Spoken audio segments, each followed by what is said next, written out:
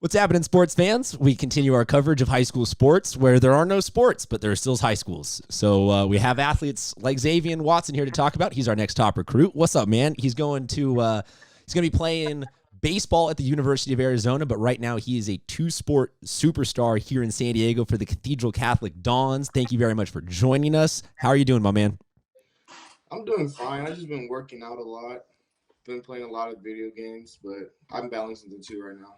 You also are going to online classes, I've heard. Yes. We were talking about that a little bit. If I had to say to you, you have the option of you could do in-person classes, you could go redo high school, you could do it in person or you could do it online, and you still got the sports. Would you do online classes or would you go in person?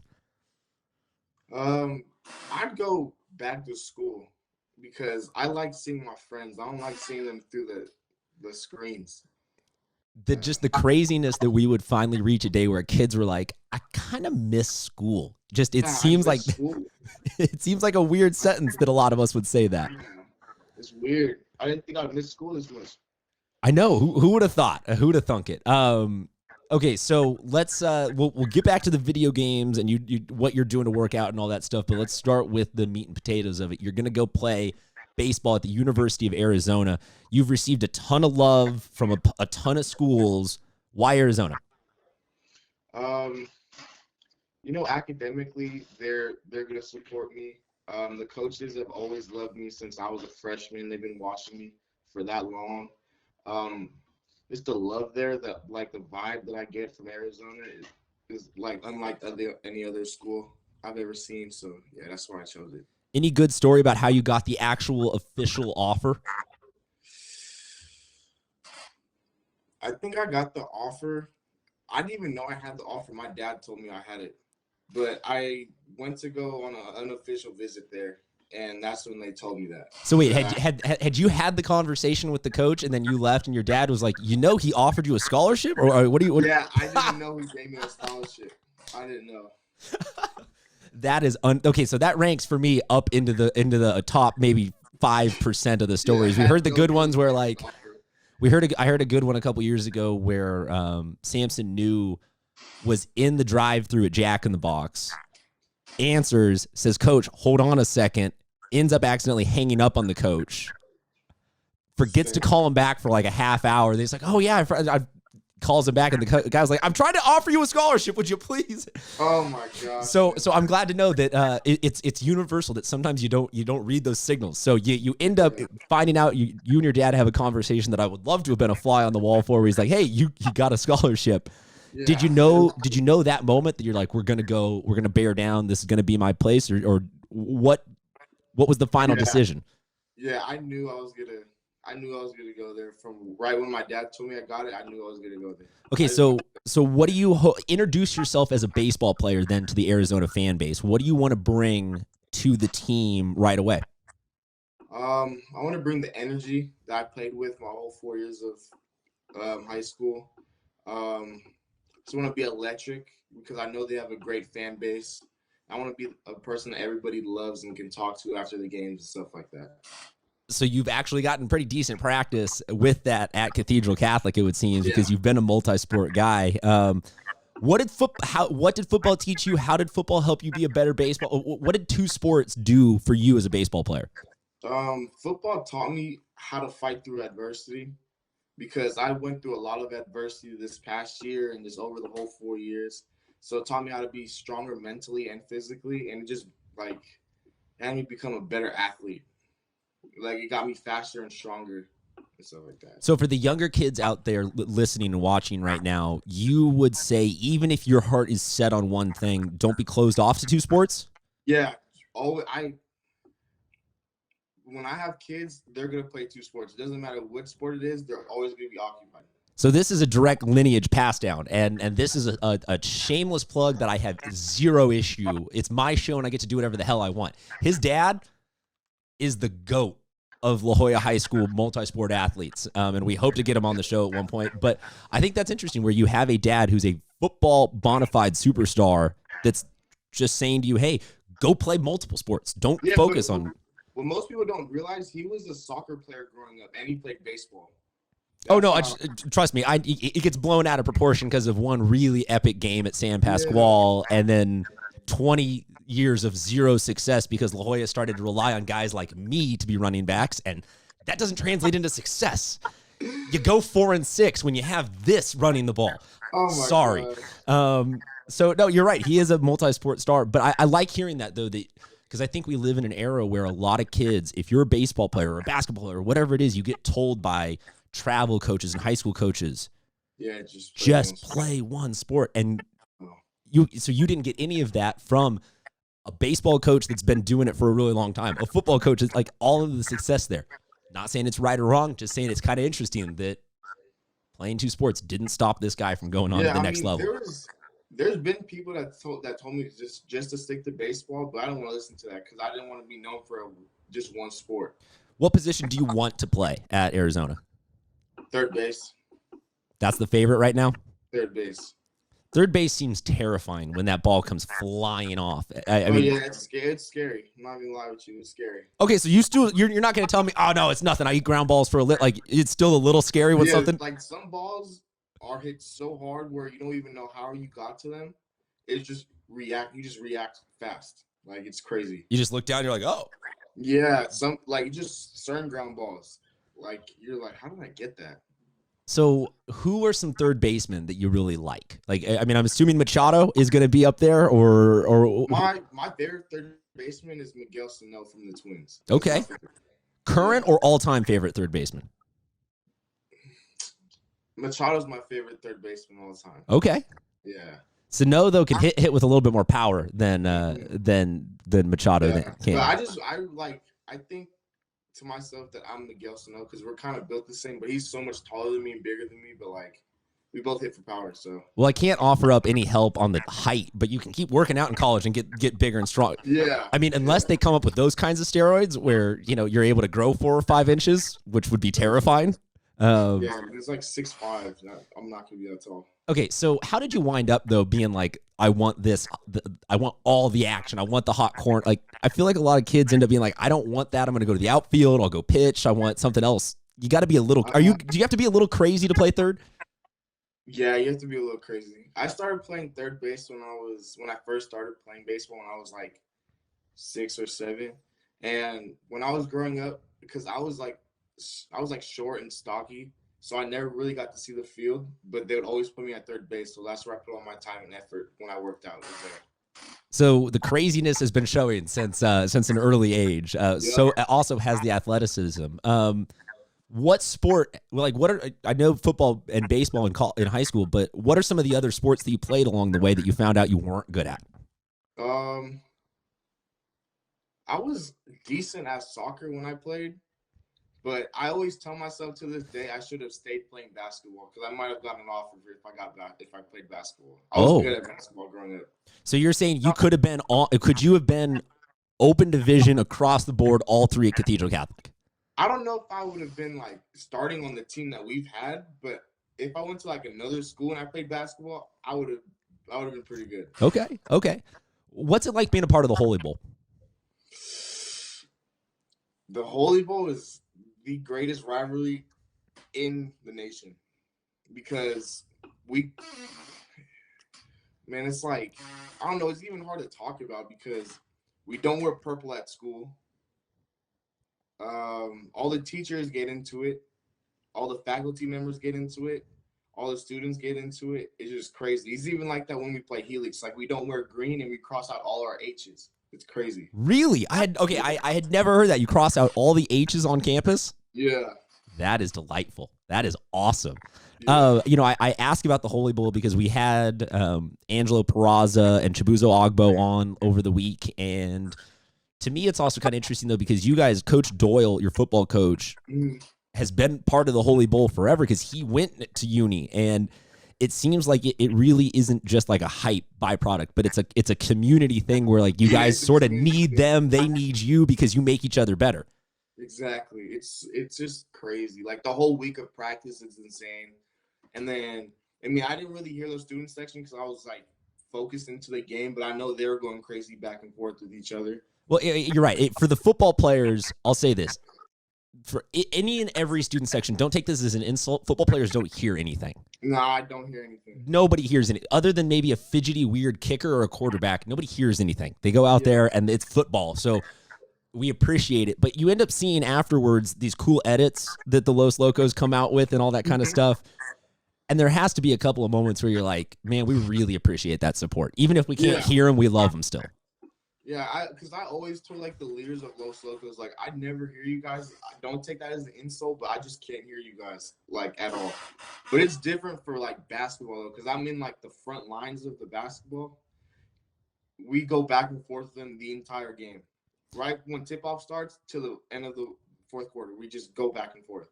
I'll say one moment where the Los Locos were in the absolute right spot at the right time was the end of your Narbonne game in the state playoffs last year, where Jalen Dye came up with the interception right in the corner, right outside the end zone, and his momentum was already carrying him off the field, so he ran straight and just jumped into the student section. What's crazy is I got hurt that game on our last offensive play, so I was on the training table, and I didn't want to look at the last play, so I wasn't looking at it.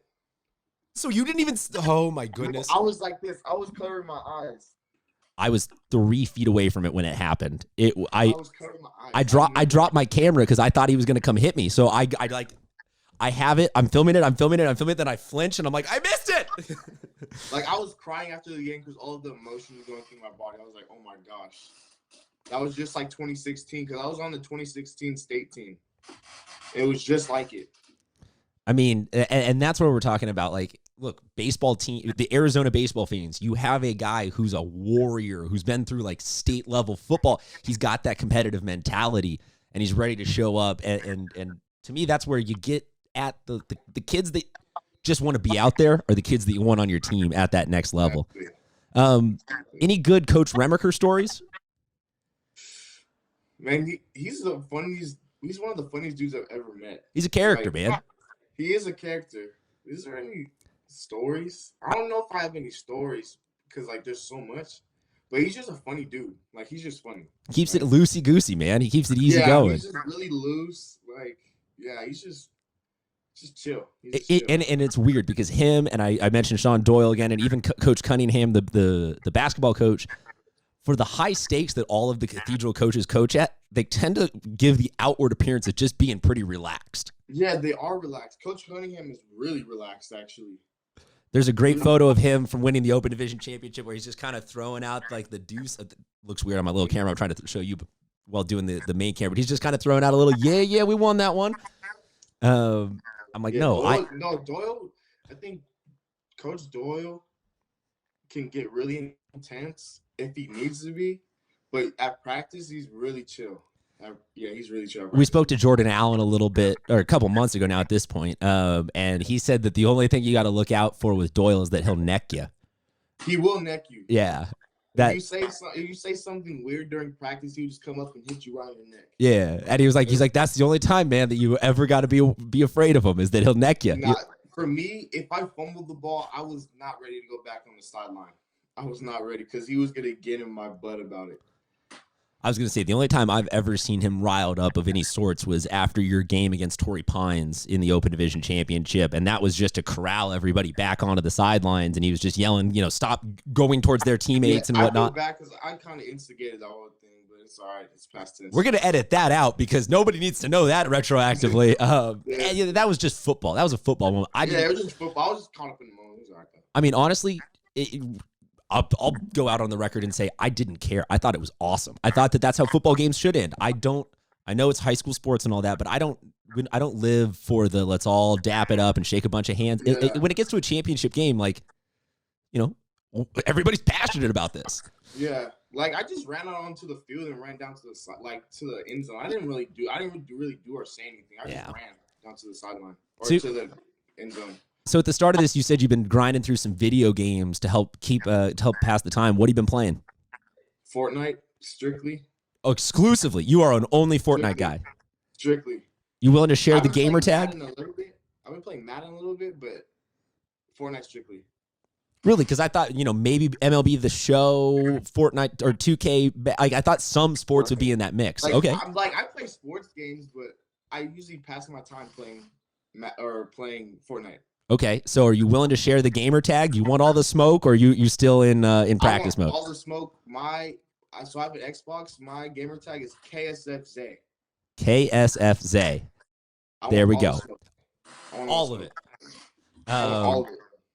I'm saying that that we're just gonna have to migrate to esports. It looks like based off of how long we're gonna be out of here. Just have like what me and my baseball teammates have been talking about is probably making like on MLB The Show a team with our names, and then have other teams do that so we can play them. Okay, so where we're headed, just to put you in our minds a little bit, if this, and we're praying 4 or 6 or whatever weeks it is that we all get together, socially distant, we get back and have a little bit of sports. But if not, we were gonna step up and make an open division playoff tournament type setup and make full rosters of 8 teams and let the fans vote on what 8 teams they want to see us play as.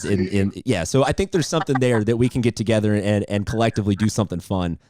That's what I want to do. That's gonna be fun. If we can't play like baseball again, I want to do that. So you're saying that if we made the rosters and we said, hey, you and Cooper Rons or whoever, like you and 2 other guys from the team, you want to come log on and you can play against 2 guys from Matt, you'd be a part of that. Okay. Yeah, I'll be a part of that for sure. All right, fair enough. Sure. Let's hope it doesn't come to that. But if it does, you will be the first person out there. For sure, I'll be a part of it. And then we'll have to somehow get the Los Locos like live streaming it to watch you and support. We'll have to figure out a whole new infrastructure of how high school sports works. It'll be significantly easier on the body, I suppose. No more sore arms or anything by the end of it. That'd be nuts if we did that. Yeah, but let's hope it doesn't come to that. Let's hope that we can all maintain this nice distance and we'll be back into action super, super soon. Well, man, we really appreciate you taking a little bit of time with us. If your dad is available on the way out for you to just pan over and we can wave at him or something, great. If not, I can see. Yeah, let's walk over there and just at least see. Let me see if I can see. If I can get him. And just so you guys know, while we're walking, this is going to be a generational thing. There's a younger brother that's going to be really good at sport. Like, this will not be the last time we talk to the Watson family.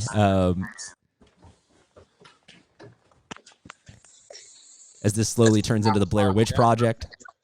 They want to talk to. Oh, we just want to wave hi. Just say hello. What's happening, EJ? How you doing, man? Really good to have you on the show, man. Finally got you. Thanks, man. Thanks for having the little man on the show, too. Hey, it sounds like he's going to be the big man soon enough. Man, just head down, man, and keep working. You know what I mean? That's what it's all about, man. Keeping God first and just keep grinding. How does an athletic family handle this downtime? Have you guys gone back to playing basketball in the front? Like, is there competition abounding right now in the household? So it's funny, man, because they started running, not as consistent as I'd like them to be. Because they also have their online school, because Cathedral started the online classes last week. So we're trying to balance that out now, because that's a whole new transition for them, going from sitting in the classes and then eventually transitioning online, right? So, yeah, I don't know if you remember Paul Turner that played at UC and played with me at Colorado State, was my roommate, was a wide receiver, all-state, CIF, all whatever, just a runner, right? He actually brought over a bunch of stuff because Paul is actually Zavien's godfather. Okay. So he brought over some information brought over some stuff that we're going to start leveraging for the boys to start working out. Because I have 3 boys, you know what I mean? So Zavien's the oldest. So just trying to set the tone, man. Set the tone and probably try not to go a little too stir crazy with all of them standing on top of each other, everyone hanging out at home a lot longer than more. Exactly. Well, we appreciate you being on with us. I had to show you this. I keep this in the studio everywhere I go. Go Vikings, baby. You know that. Hey, we're champs. We're champs. We're champs. I know, right? We're champs. I got a hat. I got jackets. I got all types of stuff, man. I went and spoke to those guys this year, man. So it was cool, man. Great group of kids, man, and great coaching staff. I love it. Well, as I was saying to Zavien, you're the legend because that you superstar, and then they spent 20 years letting doofuses like me be the running back, and the athleticism level dropped off significantly as we battled through all that. They're but back, man, and I love it. Look at this. Go Vikes, baby. Ooh. All right. Well, we can close out on that note, and I hope to get you. I'll tell you this: when social quarantine and distancing is no longer a thing, I want an autograph on this. Okay, I'll have you in studio for an autograph on this. That's what's up, man. So here's Zavien, man. Good talking to you, brother. Appreciate it. Stay safe. Hey, I'm staying right here. Zavien, thank you so much for letting us do that. I really appreciate it, my man. Folks, go check him out. Bring him all the smoke on Fortnite, and hopefully we'll get to see him play a little bit of baseball this year. If not, get on the bandwagon now because the Arizona Wildcats fans are going to be all about this guy. Zavien, thank you so much. We'll talk to you soon. No problem. Thank you.